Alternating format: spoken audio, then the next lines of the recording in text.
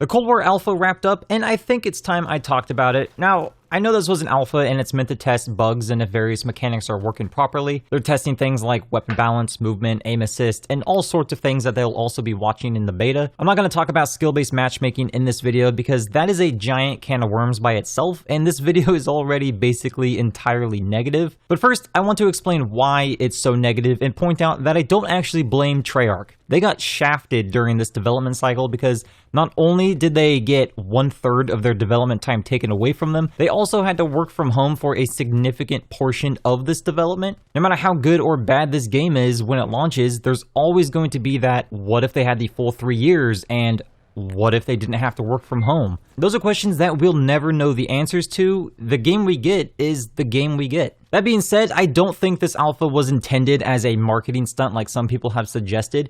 It was clearly in rough shape, and when it comes to one of the biggest complaints, graphics, I thought it was plainly obvious that it was rendered at a very low resolution with a lot of settings tuned down. There's sort of a big asterisk in there where the final game we get will most likely feel largely the same as the one we all just played, unless some fundamental issues get sorted out. The first issue I want to talk about is the lack of fine granularity with settings. By that I mean, if I wanted to turn down my volume settings, it has to be in increments of 5 rather than increments of 1. This means less precision for audio tuning for one. The next big issue here are the dead zones on controller. You can adjust your dead zone settings in the game if you press L3 in the menu, but there's no point for this option to exist because it's already set to a minimum of 10. That's the sort of thing that you'd see in Halo that adds to that floaty, spacey kind of feel to the game. Modern Warfare defaulted to 5, I think, but allowed players to drop it all the way to 0. I personally was able to keep mine at 4 and it worked out quite well. If you don't know what a dead zone is, it's basically the amount of empty space that exists on your joystick, so you can press the joystick over just a little bit before it actually registers any movement in the game. For a personal experiment, I jumped into Modern Warfare and set the dead zones to 10, and it was awful. It felt unresponsive and laggy when I was aiming. I was artificially delaying my response time, and that is what Treyarch has forced for controller players in Cold War. We need the option to go all the way to 0. Settings need looked at big time, and hopefully there will be a more expansive list of things we can adjust. The next issue is visibility. Treyarch is responsible for Black Ops 2, 3, and 4, where enemy visibility was actually pretty decent.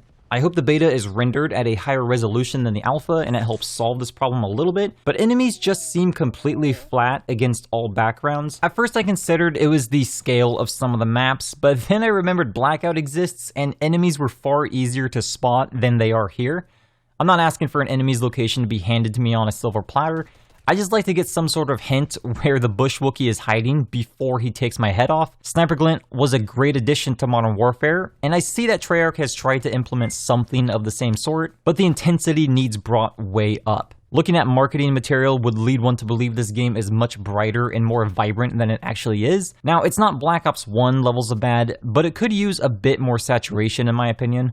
I wouldn't go too far into weapon balance, but I have to question why in the world they would make SMGs the dominant choice over assault rifles at even longer ranges. I also think that the Type 63 was the most underrated gun in the alpha. The M16 will also see another year of Call of Duty where it's just eye candy and not really usable. Snipers are obviously far too strong right now, but Treyarch claims this was by design for the alpha. The gunsmith coming back is great, but I wish we could see what attachments are actually equipped without having to click into each one.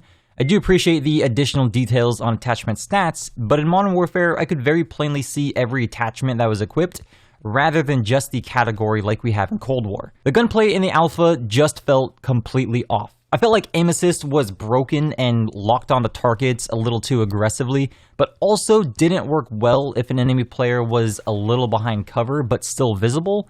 If you were aiming at an enemy in the open and they ran behind cover, you would actually track them quite a ways through that cover as well. It was really finicky and just all around strange, not helped at all by the terrible dead zone settings. Shooting a gun in the alpha just did not feel good to me. It felt like a generic shooter and it lacked anything that resembled that well-crafted Treyarch feel. Maybe it's something in between Treyarch and Sledgehammer. Whether or not you like Modern Warfare, the gunplay is amazing and Treyarch has failed in this regard, at least in the alpha. The score streak system has the right idea, it's going in the right direction, but the execution needs some fine-tuning. As it currently is, kill streaks are still the optimal choice among players. objectives need to have multipliers because players are just plainly ignoring objectives. Killstreak multipliers in objective playlists should be reduced slightly to encourage the objective play.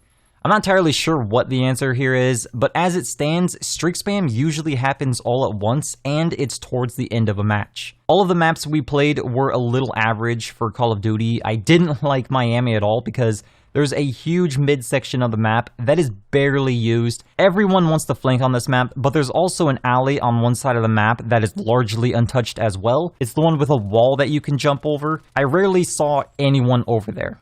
The apartments with the pool was definitely the biggest hotspot. The whole map just didn't flow well. Satellite was probably the best map we played on. I actually had a lot of fun on that map a few times, which was a hard thing for me to do in the alpha. Well, I'm going to stop it right there because this was a true blue alpha build of the game. I am 100% willing to give it another shot in the beta, and I'll definitely be getting the full release because I do enjoy zombies and I'm looking forward to the campaign. I hope Treyarch takes all of the feedback they've gotten to heart, but honestly, this might be a rough year for Call of Duty. Only time will tell. Hope you enjoyed the video. I'll see you next time.